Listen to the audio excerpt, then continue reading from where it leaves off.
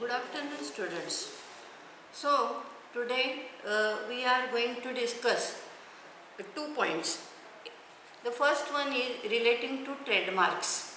So, these all points are from the module number 6, that is our last module.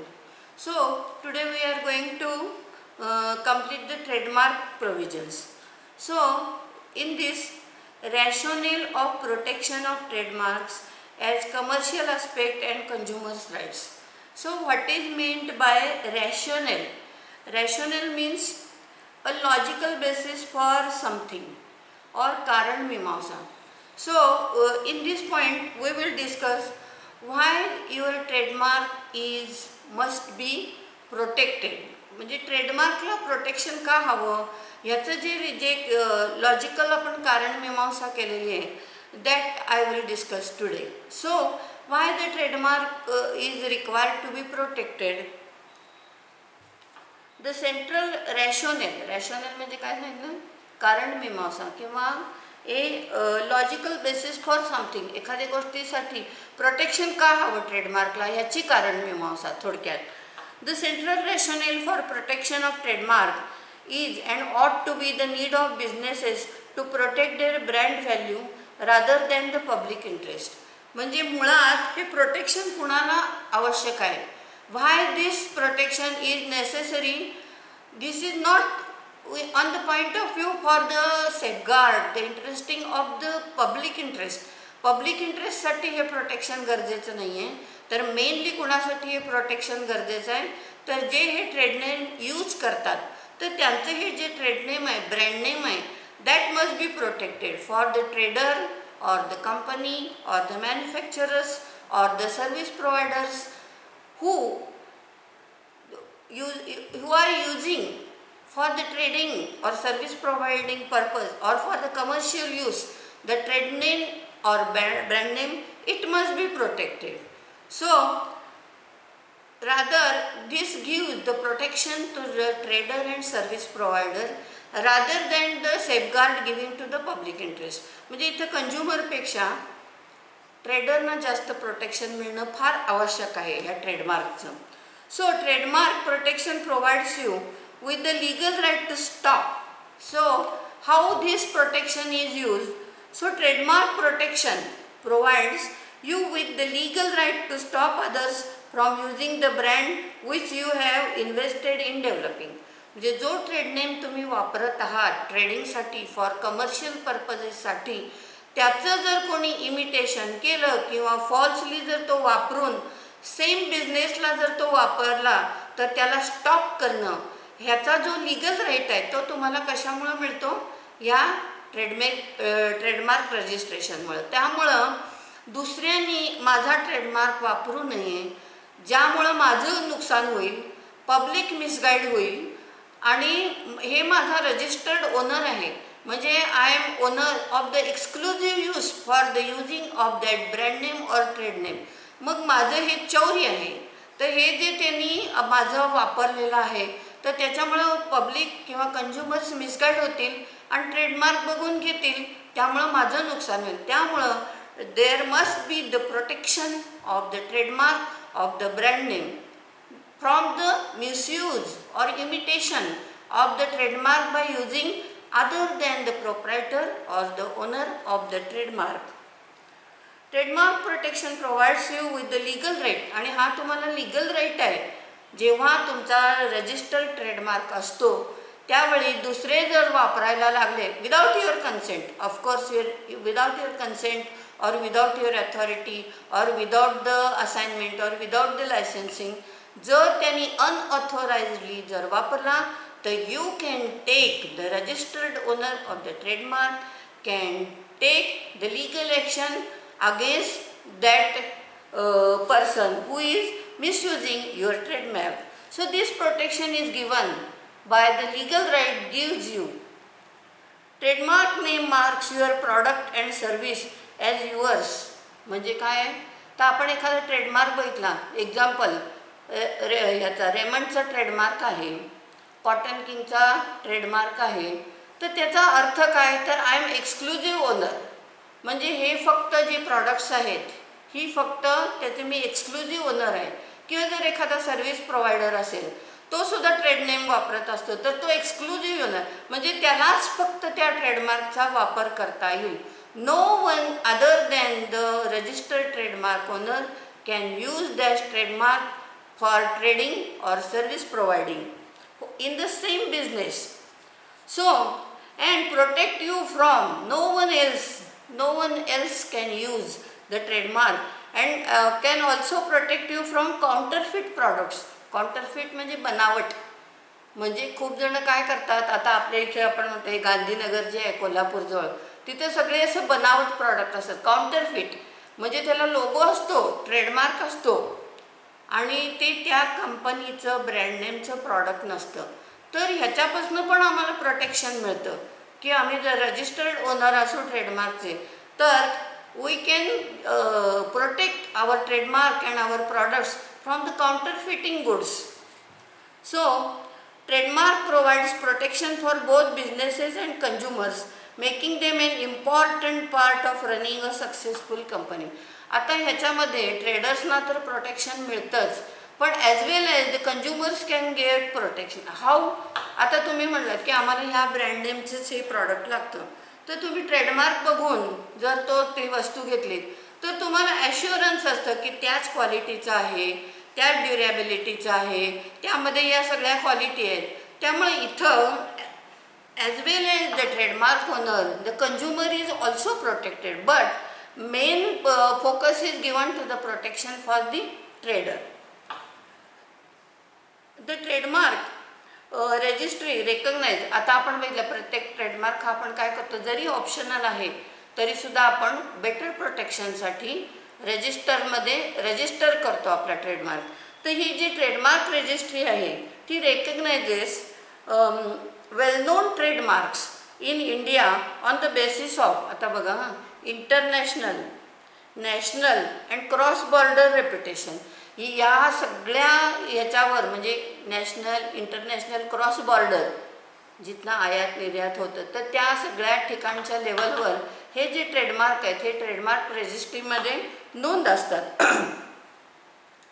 The trademarks act 1999 protects well known trademarks in 2 ways. आता हे protection कसं मिळतं आपल्याला या कायद्यामुळं, trademark ॲक्टमुळं, trademark act 1999 प्रमाणे how the trademark is protected in 2 ways. First, you can take an action against the registration of similar marks. म्हणजे माझा जर ट्रेडमार्क जर कोणी परत दुसऱ्यांनी रजिस्ट्रेशन करायला मागितला तर तिथं आम्ही त्यांना प्रोहिबिट करतो. And an action against the misuse of the well known marks. आणि माझा जर ट्रेडमार्क कोणी मिसयूज केला तर त्याच्या against I can take the legal action for the compensation. So in both ways the trademark is protected. Now the registration of trademark gives you extra protection.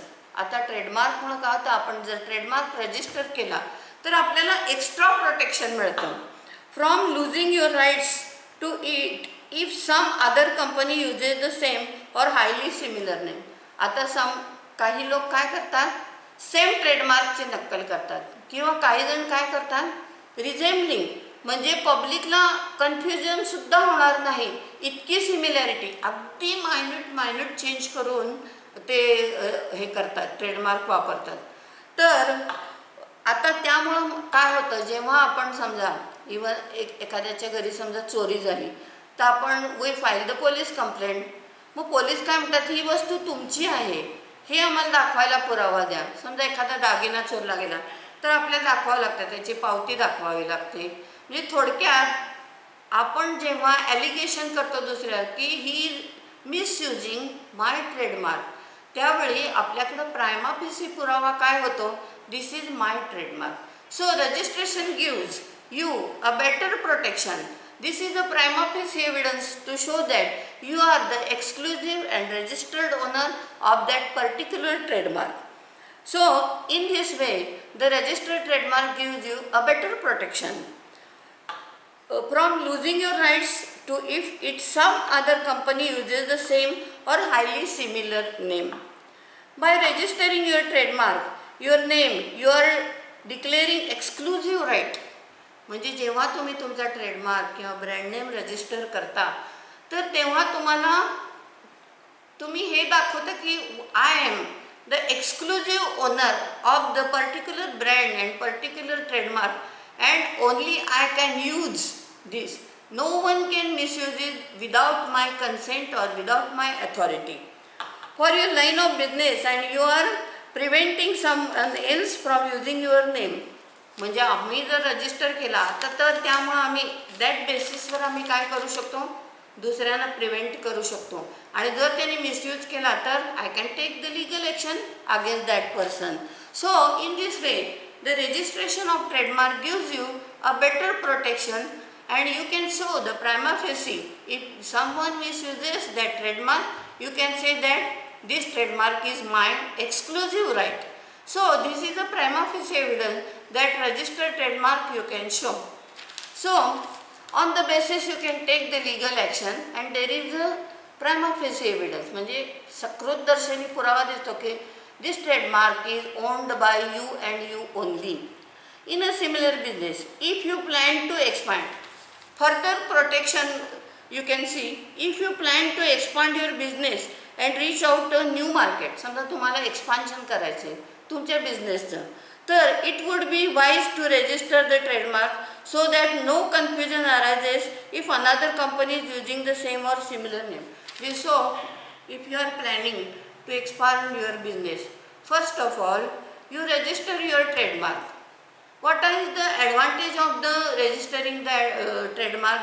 No other company, म्हणजे तुम्हाला एक तर खात्री होते की हा ट्रेडमार्क कोणी वापरलेला नाही आहे. दुसरं जर हा माझा आहे तर इन फ्युचरमध्ये सुद्धा हा कोण वापरू शकणार नाही. So if you want to expand your business, first of all you register your trademark so that it will give you a better protection for your use and legal rights can created by registering the trademark. For example, you start a blog and design a new logo for it. You will need to protect it. आता आपल्याला protection पाहिजे याला. When it comes to registering your logo, simple by using it you are creating a trademark. Trademark does not offer protection since it prevents other from stealing your logo. म्हणजे trademark रजिस्ट्रेशनमुळं काय होतं तर दुसरे ते चोरण्यापासून prohibit होतात. हा main advantage आहे. माझा ट्रेडमार्क एकदा रजिस्टर झाला की आम्ही दुसऱ्यांना प्रिव्हेंट करू शकतो from the misuse of using my trademark. So it prevents other from stealing your. Stealing हे चोरीच आहे ना, दुसऱ्याचा ट्रेडमार्क वापरणं हे चोरीच आहे, stealing.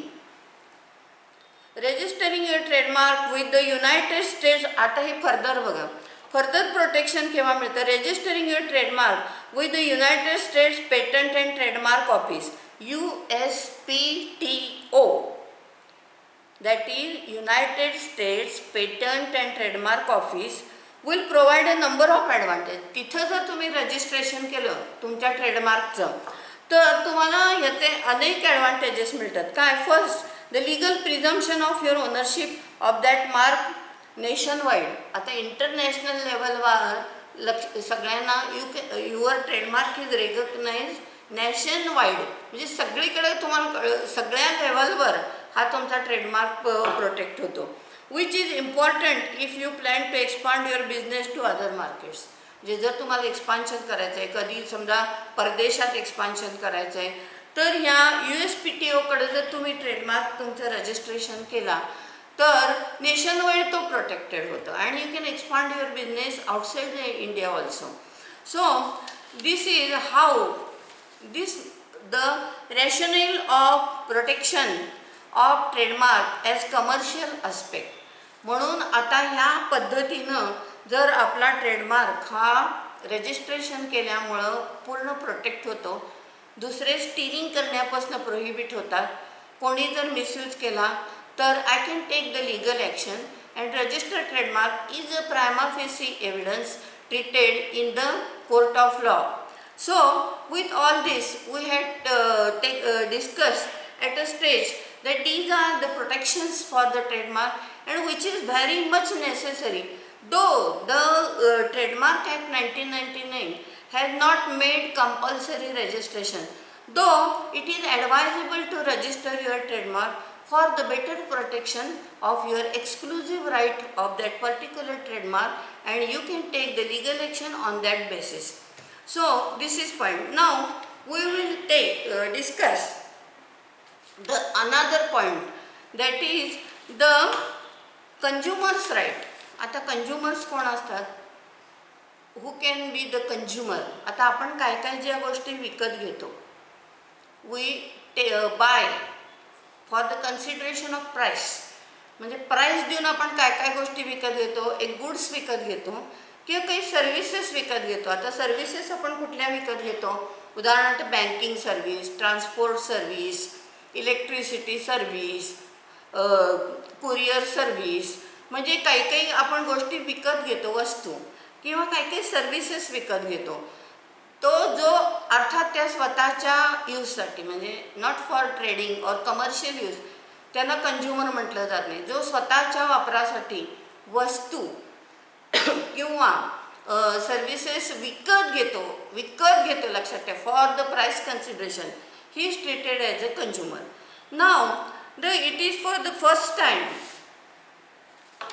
In the history of consumer legislation in India, म्हणजे आत्तापर्यंत कंझ्युमर्सना कायदेशीर हक्क कुठलेही नव्हते.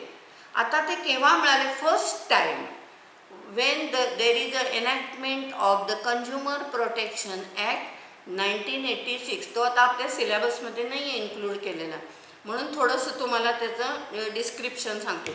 तर फर्स्ट टाइम ह्या कायद्याने काय दिलं? कंझ्युमर्सना म्हणजे ग्राहकांना त्यांचे काही लिगल राईट्स दिले. They are recognized by the statute of the consumer protection act. What are these rights are? Right to safety, म्हणजे आम्ही ज्या वस्तू विकत घेतो त्या आम्हाला सुरक्षित पाहिजेत. देन राईट टू चूज, म्हणजे there should not be any monopoly, आम्हाला पूर्ण चॉईस आहे कुठली वस्तू कुठे घ्यावीच आहे, हा पूर्ण चॉईस आहे. Then right to be informed, आता ज्या वस्तू किंवा सर्व्हिस आम्ही घेतो आपल्याला माहिती आहे त्याच्यावर आपल्याला मॅन्युअल मिळतं वापराचं, तर आम्हाला त्याची पूर्ण इन्फॉर्मेशन मिळाली पाहिजे त्या ज्या वस्तू किंवा सर्व्हिस आम्ही विकत घेतो. Then right to be heard, a very important right given by this act. Right to be heard म्हणजे आजपर्यंत माझं जी तक्रार होती ते ऐकून घेणारा कुठला कंझ्युमर फोरमच नव्हता. आता फर्स्ट टाइम कंझ्युमर कोर्टाची एस्टॅब्लिशमेंट झाली आणि आता तिथं माझी तक्रार ऐकून घेतली जाते. This is right to be heard, म्हणजे माझं ऐकून घेणारं आता कोणीतरी आहे कायदेशीररित्या. तर कुठं आपण कंझ्युमर कोर्टात कंप्लेंट फाईल करू शकतो. नंतर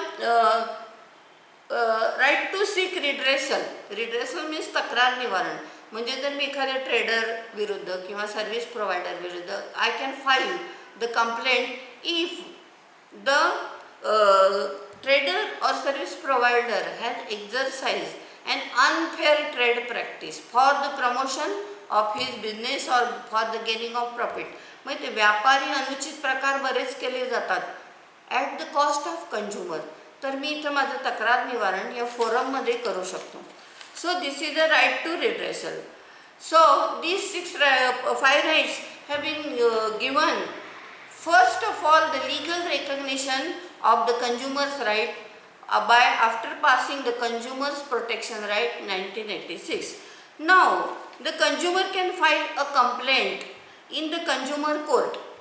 Consumer court ही 3 आहेत, एक डिस्ट्रिक्ट फोरम, स्टेट कमिशन आणि नॅशनल कमिशन.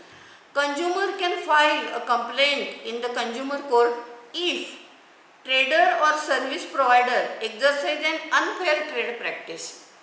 म्हणजे व्यापारी अनुचित प्रकार जर केला तर आय कॅन फाईल. ह्या ॲक्टच्या पूर्वी कंझ्युमर्सना कुठले राईटच नव्हते, त्यामुळे आपण म्हणायचं आपण फसले गेलो, आपली वस्तू वाया गेली, आपले पैसे गेले. आता आपल्याला लिगल राईट्स आहेत. तर दिस इज अनफेअर ट्रेड प्रॅक्टिस. म्हणजे काय असेल, समजा MRP पेक्षा जास्त किंमत घ्यायची, जुनी वस्तू असेंबल करून नवी म्हणून विकायची, किंवा अशा वस्तू विकायच्या ज्या इंजुरियस टू हेल्थ असतात. असे बरेच आहेत जे व्यापारी अनुचित प्रकार आहेत आणि ते व्यापारी कशासाठी करतात? For the promotion of their trade or service provider. आणि त्यामुळं आता आम्ही कंप्लेंट तर ह्या फाईल करू शकतो. आता इफ ट्रेडर और service provider falsely represents that the goods are of a particular brand. आता ह्या इन कनेक्शन विथ ट्रेडमार्क आपण बघू. What are the consumers right.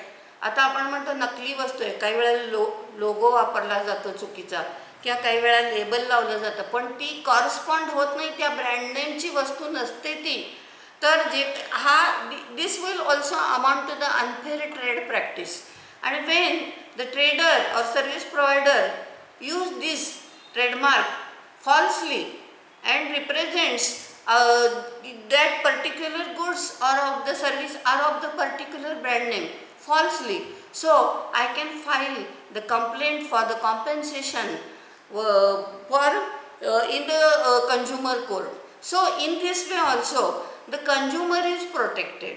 आता आपण काय बघितलं, रॅशनल कशाचे आपण बघितले, हे ट्रेडर्सना, मॅन्युफॅक्चरर्सना, कंपनीला हे प्रोटेक्शन मिळतंच ट्रेडमार्कचं, पण as well as consumer is also protected by using this method.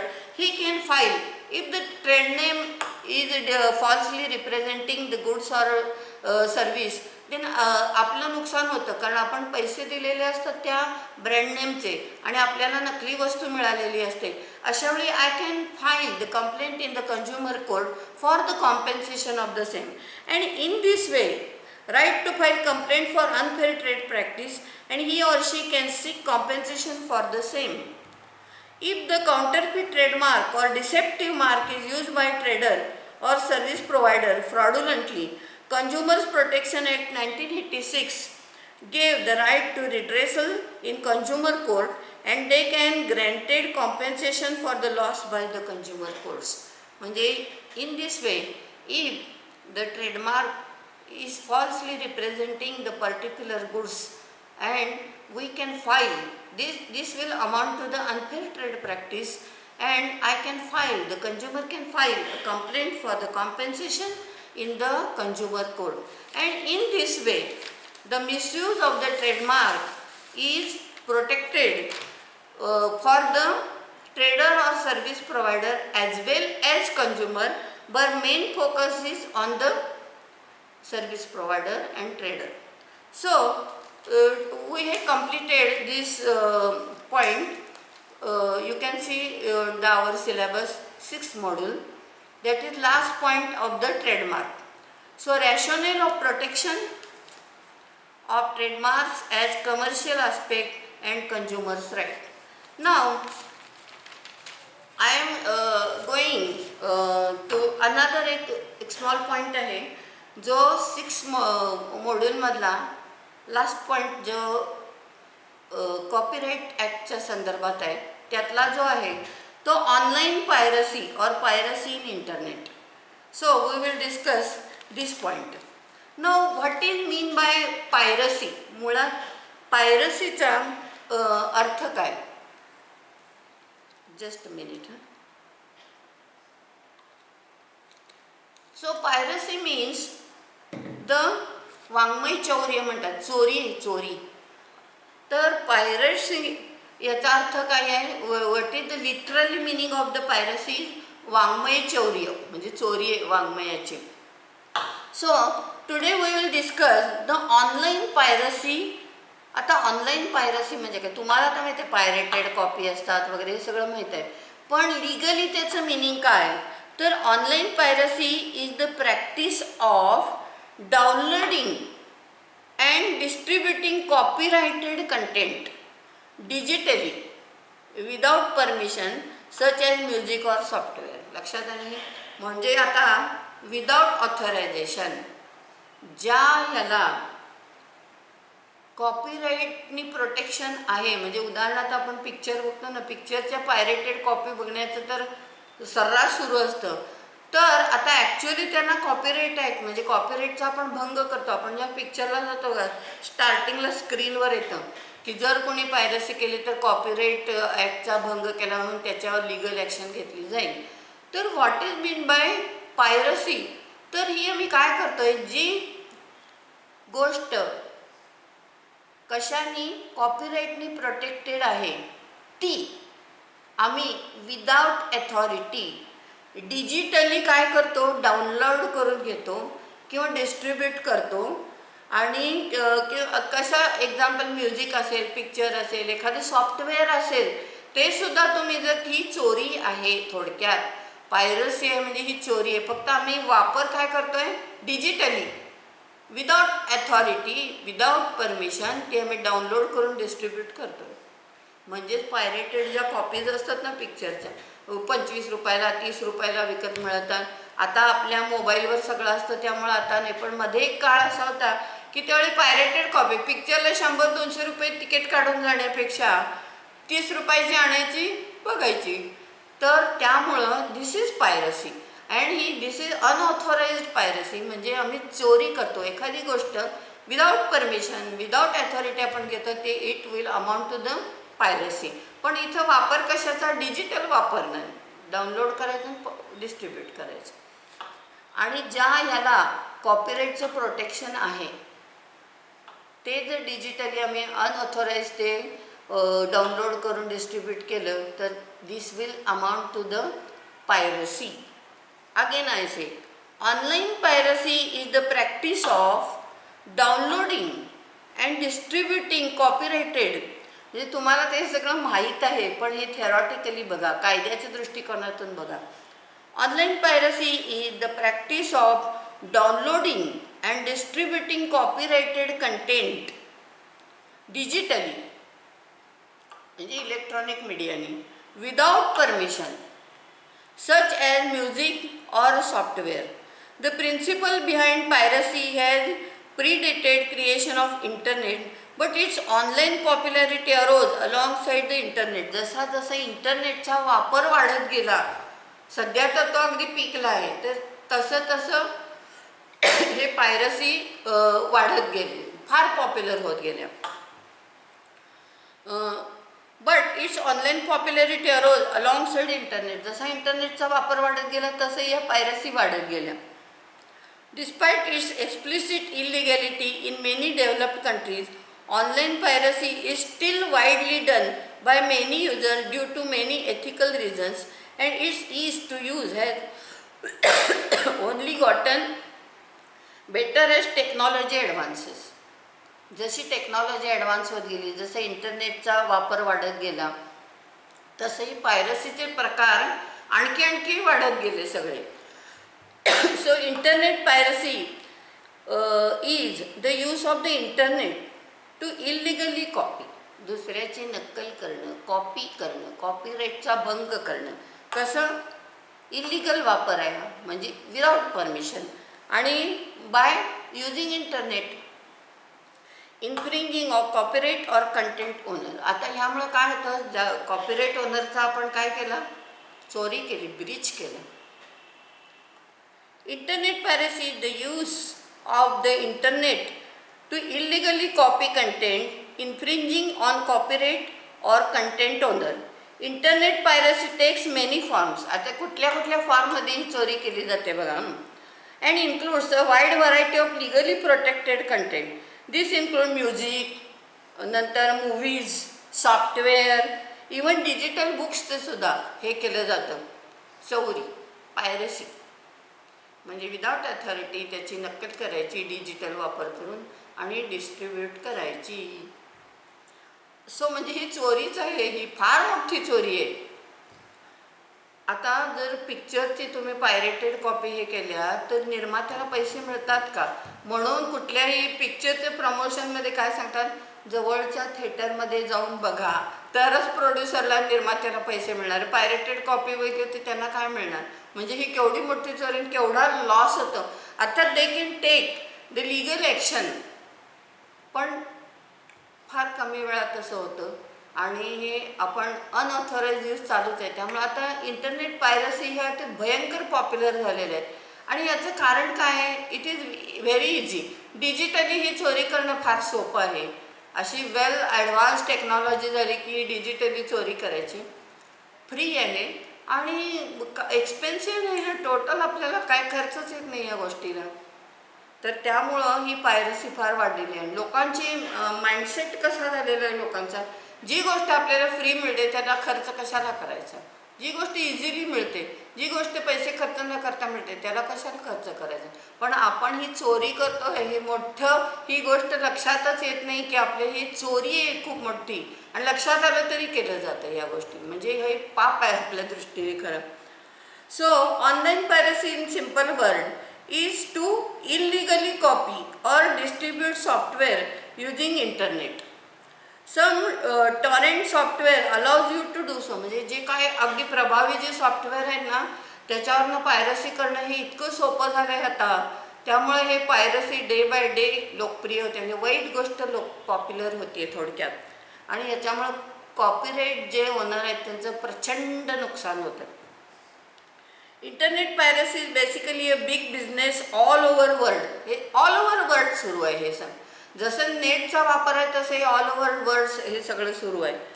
But in India it is gaining popularity rapidly. पण इंडियामध्ये जास्तच, इथं लोकांना जितकं फ्री मिळेल तितकं हवंच असतं. मनात आपण दुसऱ्याचं नुकसान करतोय वगैरे हे कुठलेही मोरॅलिटी कमी, आणि त्यामुळं जितकं फ्री मिळेल तितकं हवं असतं. त्यामुळे इंडियामध्ये तर हे मोस्ट पॉप्युलर झाले पायरसी रॅपिडली. कुठे कुठे, आणि पर्टिक्युलरली ह्या सिटीज आहेत ना, Bangalore, Mumbai, Delhi came out to be the hub spots for this activity.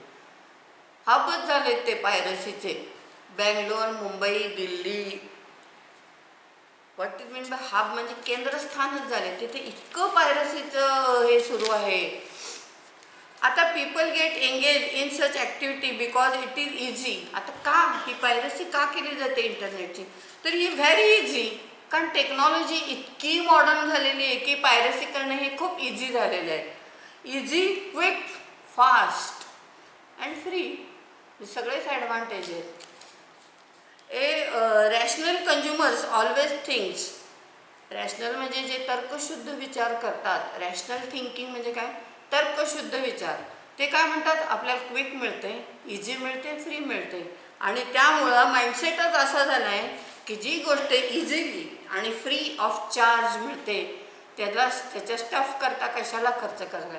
आणि या सगळ्या मॉडर्न टेक्नॉलॉजीमुळे आणि माणसांची मोरॅलिटी पण बदललेली आहे, आणि क्विक हवं आणि विदाउट एक्सपेन्स. तर त्यामुळं ही इंटरनेट पायरसी, ऑनलाईन पायरसी ही भयंकर पॉप्युलर झालेली आहे इंडियात. ही खूप वाईट गोष्ट आहे. ही अतिशय वाईट गोष्ट आहे. टेक्नॉलॉजीचा हा टोटल मिसयूज आहे, आणि एथिकली आणि मोरॅलिटीच्या दृष्टीने तर हे मोठी चोरी आहे. चोरीचा गुन्हा आहे हा. लिगल ॲक्शन घेताच येते त्याच्यावर. पण प्रत्येकजण ह्यामध्ये त्या प्रमाणात तेवढे केसेस होत नसल्यामुळं म्हणजे ते प्रूव्ह करणं हे सगळं आवड. पण बरेचदा आपण बघतो पायरेटेड कॉपीजवर धाड घातली पोलिसांनी. तर ह्या सगळ्या प्रोव्हिजन मात्र या कॉपीराईट ॲक्टमध्ये आलेले आहेत.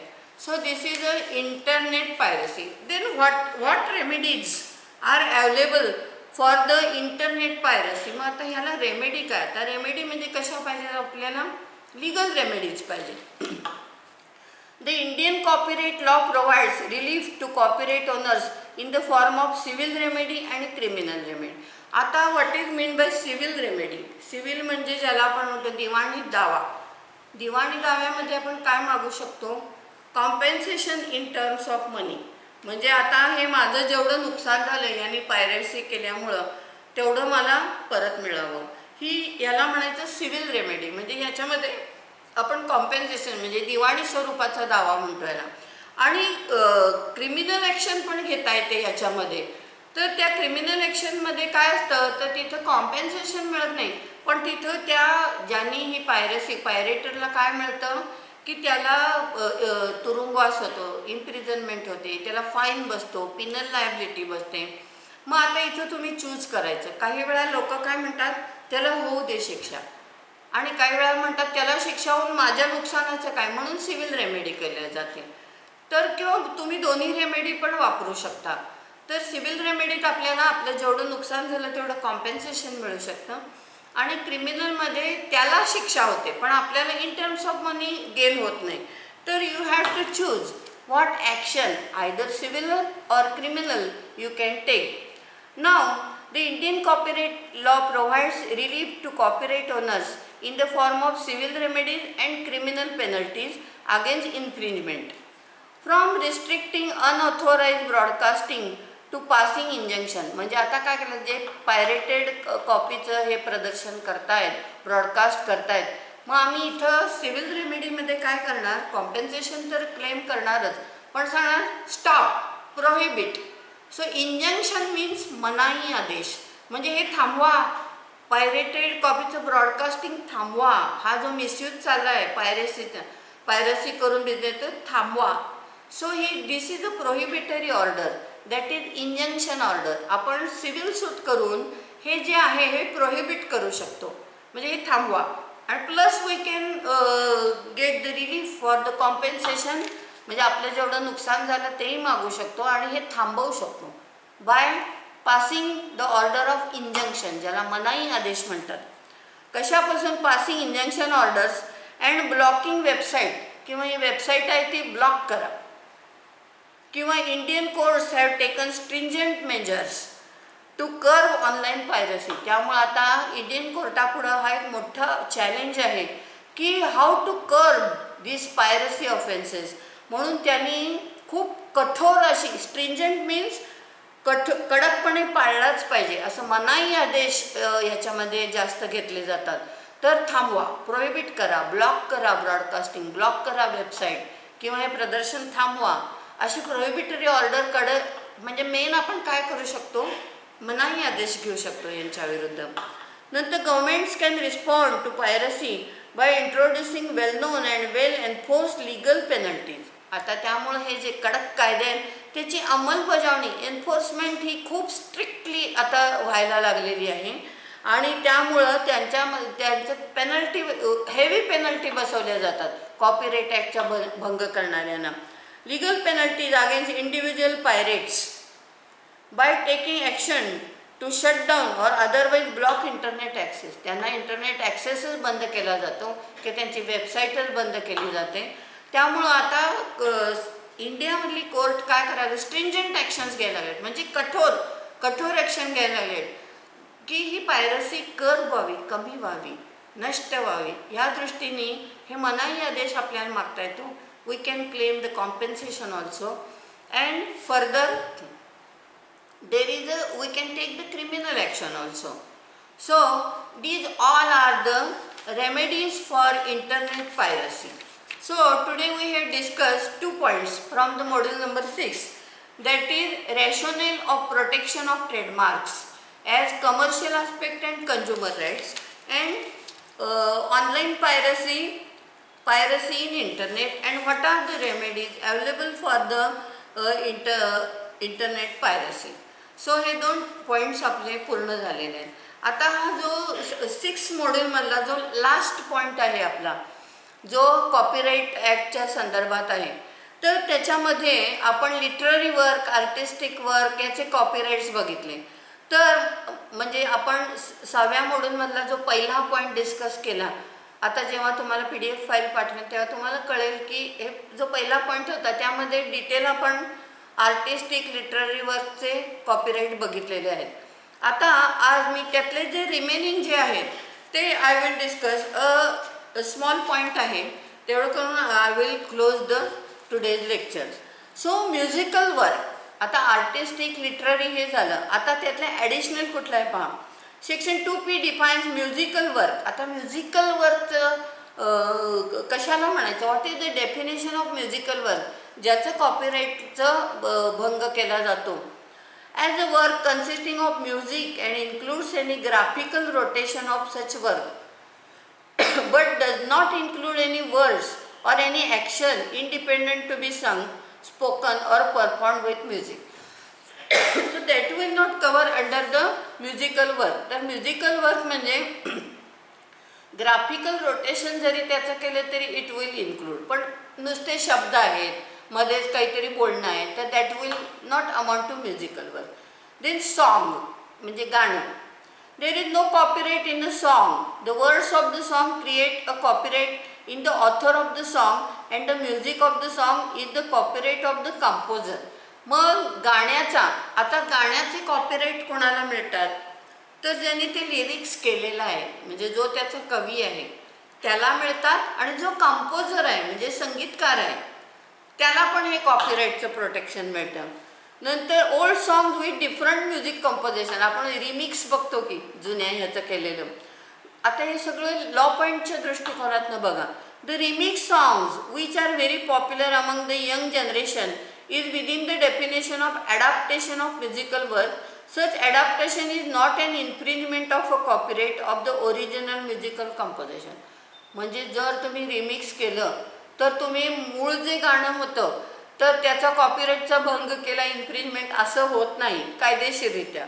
बट सुप्रीम कोर्ट, आता एक केस बघा या संदर्भात. Supreme Court in a significant judgment has held that version recording if done by a skillful and laborious rearrangement of different music with due permission of the original owner of song may claim protection. म्हणजे आता supreme कोर्टाने काय धरलं, तुम्ही खूप हुशारीनं जुन्या गाण्याचं नवं रूपांतरित केलं मात्र with the consent of original owner, तर तुम्हाला कॉपीराईटचं प्रोटेक्शन मिळतं. नंतर सिनेमॅटोग्राफिक फिल्म म्हणजे हे आपली pictures, movie. Section 31B incorporate cinematograph films as eligible for copyright protection. त्यांना तर कॉपीराईट प्रोटेक्शन आहे, मेनली त्याचीच पायरसी केली जाते. आता आपण बघितलं तसं cinematograph is a film which by rapid projection, आता त्याची कायदेशीर डेफिनेशन बघा मूवीची. Cinematograph is a film which by rapid projection through an apparatus called projector produces the illusion of motion. म्हणजे काय असतं खरं ॲक्च्युली तुम्ही सांगा, जे चित्र चित्र चित्र चित्राशी ओळीत असतात आणि ती प्रोजेक्टरच्या साह्याने फास्ट गतीने दाखवतात, त्यामुळे आपल्याला ते कंटिन्यू हालचाल दिसते. म्हणजे ही काय म्हणजे सायंटिफिक डेफिनेशन आहे, पण त्याला सिनेमॅटोग्राफिक फिल्मला पण कॉपीराईटचं प्रोटेक्शन आहे. तर आता अजून एक त्याच्यामध्ये केस बघा. Video films and television have been treated by cinematograph film within the meaning of section 31B as such they are also eligible for copyright. म्हणजे व्हिडिओ असेल एखादा, अल्बम्स काढतात वेगवेगळे, तर त्यांना पण कॉपीराईटचं प्रोटेक्शन आहे किंवा टेलिव्हिजनला पण कॉपीराईटचं प्रोटेक्शन आहे. म्हणजे ते सिनेमॅटोग्राफ फिल्ममध्येच मोडतं ते. नंतर साऊंड रेकॉर्डिंग. आता पूर्वीची जी डेफिनेशन होती ना कॉपीराईट, त्याच्यामध्ये हे न्यूली ॲडेड आहेत या सगळ्या गोष्टी. पूर्वी आर्टिस्टिक अँड लिटरल म्हणजे वाङ्मय साहित्य आणि कारागिरी ह्यालाच होतं. आता त्यामध्ये या सगळ्या न्यूली ॲडेड आहेत, म्हणून मी त्या तुम्हाला सांगते. पहिलं जे आहे ते आपलं मॉड्यूल 6.1 मध्ये झालेलं आहे, म्हणून ते instead of repeating I am giving this additional. So sound रेकॉर्डिंगची डेफिनेशन काय बघा. In section 31C as adopted by Amendment Act 1994, the sound recording has also been made eligible for copyright protection. म्हणजे ह्या डेफिनेशनमध्ये ह्या नव्या गोष्टी ॲड केल्या गेल्या अमेंडमेंट करून. म्युझिकल वर्क, नंतर रिमिक्स, सिनेमॅटोग्राफिक फिल्म त्यात आली, नंतर साऊंड रेकॉर्डिंग पण आता त्यात इन्क्लूड केलं गेलं ऑल्सो बिन, आणि त्यांना they are eligible for the copyright protection. According to section 2X6, sound recording means recording of sound from which such sound may be produced regardless of medium on which such recording is made or the method by which the sound is produced. That is sound recording. त्यांना सुद्धा copyright protection आहे. The right of sound recording is different from subject matter recorded as they are subjects of independent copyrights. म्हणजे sound recordingला independent copyright आहे. The author of the sound recording is the producer. मग आता ऑथरला हे protection आहे, मग sound रेकॉर्डिंगचा author कोण, तर producer. So त्याला कॉपीराईटचं प्रोटेक्शन आहे. Musical works and sound recordings embodying the music are consider separate subject matter of copyright. म्हणजे प्रत्येकाला वेगळं प्रोटेक्शन आहे. म्हणजे कवीला वेगळं, कंपोजरला वेगळं, साऊंड रेकॉर्डिस्टला वेगळं, या त्याच्या प्रोड्युसरला वेगळं, तर असं प्रत्येकाला सेपरेट. म्हणून कॉपीराईटला काय म्हटलं जातं, it is a bundle of right. म्हणजे एक बंडलच आहे राईट्सचं, एकच राईट नाही आहे हा. Copyright in the music vest in the composer and the copyright in the music recorded vest in the producer. म्हणजे साऊंड रेकॉर्डिंगचं कोणाकडे आहे कॉपीराईट, हे प्रोड्युसरकडे, आणि म्युझिक गाणं जर असेल तर ते कंपोजरकडे म्हणजे संगीतकारला आहे. असे वेगळे राईट्स आहेत, सेपरेट राईट्स आहेत. Where the song has not been written down and the composer who is also the performer records the song 2 copyrights came into existence simultaneously, one for the music and one for the sound recording. म्हणजे म्हणून मग ह्याला काय म्हटलं जातं, प्रत्येक copyright हा वेगळा आहे आणि त्यामुळे प्रत्येक every right is protected under the copyright act. तर साऊंड रेकॉर्डिस्ट ह्या सगळ्यांना आता ही डेफिनेशन आता कॉपीराईट प्रोटेक्शनची खूप एन्हान्स केली आहे, वाईड झालेली आहे. म्हणजे त्यामध्ये हे न्यूली ॲडेड गोष्टी आहेत, computer software, computer program, cinematographic film, नंतर साऊंड रेकॉर्डिंग, ह्या न्यूली ॲडेड आहेत. त्यामुळे आता ह्याचं प्रोटेक्शन वाढलेलं आहे सगळ्याचं. नंतर कॉम्प्युटर सॉफ्टवेअर अँड प्रोग्रॅम हे पण आता न्यूली ॲडेड झालं, कारण आता जसा कॉम्प्युटरचा वापर सुरू केला ना, वेगवेगळे सॉफ्टवेअर्स आपण डेव्हलप करतो, वेगवेगळे प्रोग्राम्स असतात, त्यालासुद्धा जे एफर्ट्स गेले ते must be protected by the copyright. So article 10 of the trips, आता आपलं ट्रिप्स झालेलं आहे याच्यात. अँड बर्न कन्व्हेन्शन हे पण आपलं झालेलं आहे, ट्रिप्सही झालेलं आहे. Berne Convention of 1971 required copyright protection for computer program including software and issue relating to internet. ह्या सगळ्याला आता काय झालेलं आहे, कॉपीराईटचं प्रोटेक्शन मिळेल. These factors are newly added in the definition. So as the Copyright Act was further amended in 1999, वेळोवेळी जशा नव्या नव्या गोष्टी घडत चालल्या तशा तशा त्या डेफिनेशनमध्ये अमेंडमेंट करून इन्क्लूड केल्या गेल्या. तर computer under programs as part of literary work entitled for protection under section 13(1)(a). Section 2(a) says literary work includes computer program. म्हणजे आता वाङ्मयात कॉम्प्युटर प्रोग्राम सॉफ्टवेअर पण इन्क्लूड केले गेले. टेबल्स अँड कॉम्पिलेशन्स म्हणजे ज्याला संकलन म्हणतो आपण, इन्क्लुडिंग कॉम्प्युटर डाटाबेस, त्याचं जे संकलन केलं ते पण आता साहित्यातच येतं आणि त्यालासुद्धा प्रोटेक्शन आहे. Computer program means a set of instructions expressed in words, code, scheme और in any other form including a machine readable medium capable of causing a computer to perform a particular task or achieve. म्हणजे आता तुम्हाला सांगण्याची गरज नाही, वेगवेगळ्या कामासाठी जे हे सॉफ्टवेअर्स तयार केलेले असतात ते माझ्यापेक्षा तुम्हाला जास्त माहीत आहे. आता computer software includes many attempts like programmed manuals and papers, punch cards and magnetic tapes or disc required for operation of computer. Program manuals and papers and computer printouts may be considered as literary work. म्हणजे आता किती याची definition वाढी झाली बघा. जसा कॉम्प्युटरचा use वाढत गेला तसं ते ह्या डेफिनेशनमध्ये येत गेले. कायदे कॉपीराईट ॲक्टमध्ये अमेंडमेंट होऊन हे सगळे आता ह्या सगळ्यांना प्रोटेक्शन मिळेल. They all are eligible for the protection under copyright act.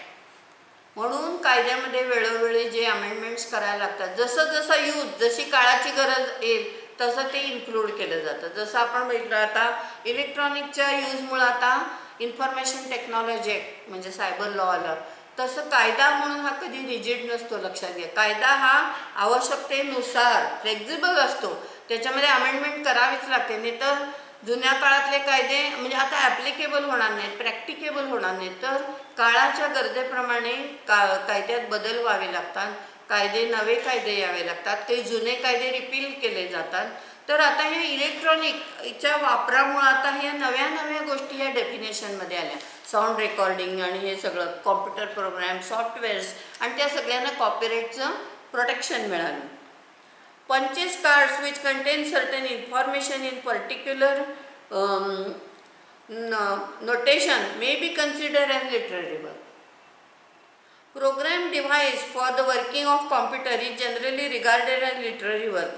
Magnetic tapes and discs including floppy disks which contain information recorded by means of electronic impulses may be considered as database and accordingly literary work. म्हणजे आता literary वर्कच्या डेफिनेशनमध्ये कॉम्प्युटरचे सर्व गोष्टी आल्या आणि त्यांना हे copyright protection पूर्ण मिळालेलं आहे त्यांना.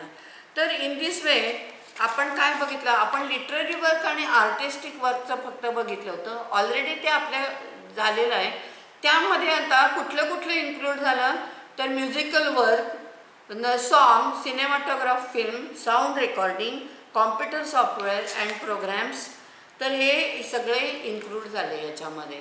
तर हे नवी डेफिनेशन आहे, हे नव्याने त्यामध्ये इन्क्लूड केलं गेलेलं आहे आणि त्याप्रमाणे आता त्यांना they all computer program, software, cinematographic film या सगळ्यांना, साऊंड रेकॉर्डिंग या सगळ्यांना आता कॉपीराईटचं प्रोटेक्शन मिळालेलं आहे. त्यामुळे वेळोवेळी अमेंडमेंट करून they came within the definition of the copyright protection. Literary वर्कमध्ये ते सगळे आलेले सगळे. तर म्हणजे पूर्वी फक्त साहित्य असायचं, नाटक, कथा. आता हे सगळं लिटररी वर्कमध्ये इन्क्लूड केलं गेलं. तर आता ॲक्च्युली ह्या सगळ्या गोष्टी तुम्ही ॲक्च्युली वापरतातच प्रॅक्टिकली, पण तुम्हाला लिगल मिनिंग त्याचं कळलं आणि त्याला कशाला प्रोटेक्शन आहे या गोष्टी कळल्या आपल्याला. तुम्हाला टेक्निकल नॉलेज आहेच या सगळ्याचं, पण आता कायदेशीर नॉलेज पण तुम्हाला आलेलं आहे याचं. तर with this today we close and have a good day.